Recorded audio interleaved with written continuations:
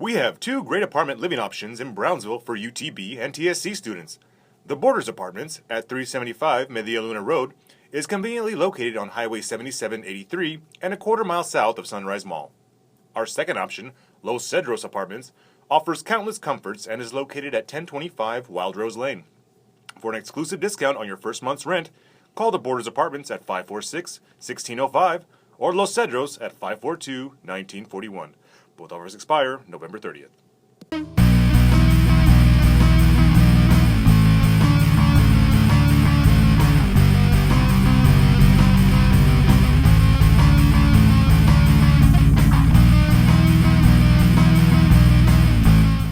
Hello, and welcome to the Collegian News Webcast. I'm Victoria Brito. And I'm Jonathan Baldwin.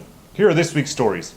Last Tuesday, UT Brownsville President Juliet B. Garcia and Provost Alan Artebis addressed UTB students on the consolidation of UTB and the University of Texas Pan American during the Student Government Association's town hall meeting.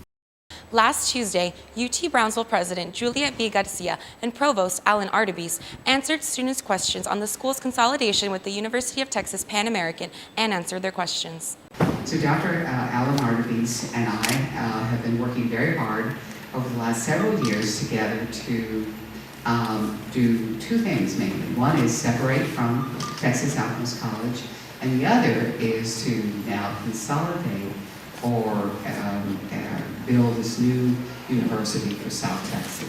The first part of the separation from TSC included registering students, setting registration standards, tuition and fees, and deciding where the faculty will relocate. And the other part of our business was to divide up space, land, and buildings. And so while the final ink has not been dried yet on that document, in general, we have all agreed on who gets what. The university's land totals about 280 acres. So everything to the west side of Ringgold belongs to Texas Southwest College. Everything to the east side belongs to UT Brownsville. Garcia said UTB would not have had access to permanent university funds if it had not been for the consolidation, and also acknowledges UT System Chancellor Francisco Cigarroa in aiding UTB in accessing the funds. And when he realized that he couldn't help UT Brownsville any more than he could because we were not eligible to receive permanent university funds, he accepted that as something that he wanted to help solve. He didn't say, well, too bad, do it on your own, see how it works out.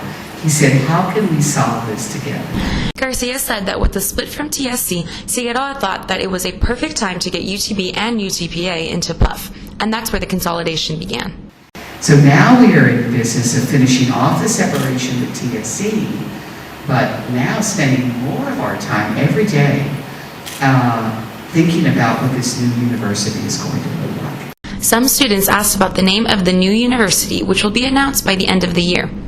Leslie Barrientos, a senior marketing major and SGA School of Business senator, asked what the top 5 name suggestions are for the university.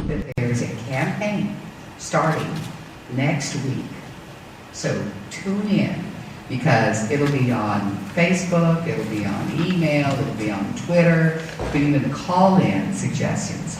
The final decision, however, will be made by the Board of Regents. For the Collegian News, I'm Victoria Brito.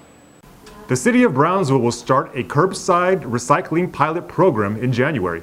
Magali Rosales has the story. A total of 1,200 residences in the city's 4 districts have been selected to participate in the 6-month program. District 1, College Street, Villahermosa, and a portion of East Brownsville Addition. District 2, Sections 1, 2, and 3 of Casa Linda Estates. District 3, the Hidden Valley, Lake Village, and Hidden Isle subdivisions. District 4, Briarwick subdivision and a portion of West Brownsville. Volunteers will ask the residents if they would like to participate in the pilot program. The one thing that we're doing is knocking on doors. We are visiting, we're hoping to visit all 1,200 homes that are in the pilot study, drop off information about what they can recycle, when it will be picked up. The committee in charge of the program will help educate the community about recycling. And that's crucial to this program because we want these households to know that it is important to place the correct items in there, but also to make sure that there's no contamination. And there, meaning that items that have not been that are not acceptable, we do not want to see them in. They cannot be placed in the recycling bin. The residences will be provided with a 16-gallon red recycling bin. We're going to do a single stream recycling, so all of the items can be placed into the red recycling bin. They don't need to be sorted.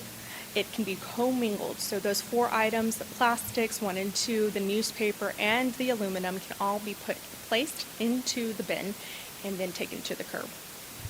The pilot program will collect data that will be analyzed by about 30 UT Brownsville environmental science students.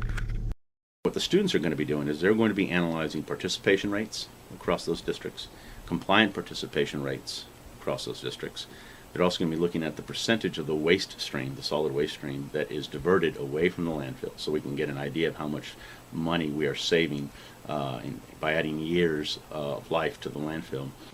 By the beginning of next year, residents can expect to see this pilot program take flight. For the Collegian News, I'm Magali Rosales.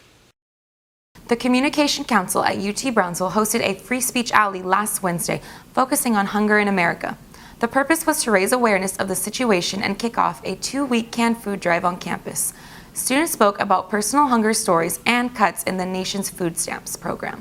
Food stamps benefits shrunk for all 47 million Americans enrolled in the Supplemental Nutrition Assistance Program, as known as SNAP.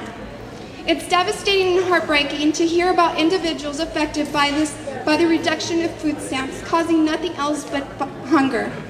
My brother was in special ed throughout his entire life. He is mentally disabled. And he is 36 now. You know, he cannot do things on his own. He does get help from the government. And every time somebody says, you know, food stamps is a waste and everybody who is on it is just wasting money, I know for a fact that my brother receiving these loan SNAP benefits is not a waste of money. The campus community may drop off canned goods in bins located in the main building. The food will be donated to the Brownsville Food Bank, the Good Neighbor Settlement House, and the Cameron Park neighborhood. Many students are taking advantage of internships and study abroad programs. Brenda Lopez brings us this week's segment of In the Real World. In this week's Real World, we meet Jonathan Cruz, who participated in the study abroad program in Eastern Europe 2 summers ago. Please tell me about your experience in the study abroad program in Eastern Europe. I studied abroad in Eastern Europe, specifically Prague, Czech Republic, and Krakow, Poland. And the course that I went for was photojournalism with Dr. Sheriff Raymond. What was the purpose of the course? The purpose of the course was to not only learn about taking photos, but also about how to put together photo essays, which is a story that has to do with a collection of photos that you've taken. What did you do over there specifically? We spent a lot of time taking pictures and walking around the cities and exploring, and then most of the mornings before we actually went out to take pictures, we would study the techniques, and we would study the parts of the camera and learning about angles and brightness and zooming in and zooming out, and kind of just like a quick basic training in cameras before we actually started taking photos. How did this program further your education? It broadens your mind when you've studied abroad. You learn different cultures and you see the world through a different lens, no pun intended, but you're really able to look at people in a different way and experience how they live, and it makes you feel like, well, it makes you realize the world's a lot bigger than you think. What advice would you give to students who haven't participated in programs such as this? People that haven't participated in programs like Study Abroad absolutely need to. I think it should be required. Some universities do require it in order to graduate, but I don't believe that our university does. But I think that you don't just learn whatever course you're there to study. You learn a lot more about yourself. You learn a lot more about life in general, and you learn a lot more about the world. For the Collegian News, I'm Brenda Lopez. Here's Brenda Lopez with this week's I Think. In this week's I Think, we asked students if they're in favor or against gun control. Here's what they have to say. I really don't know where I stand on this subject.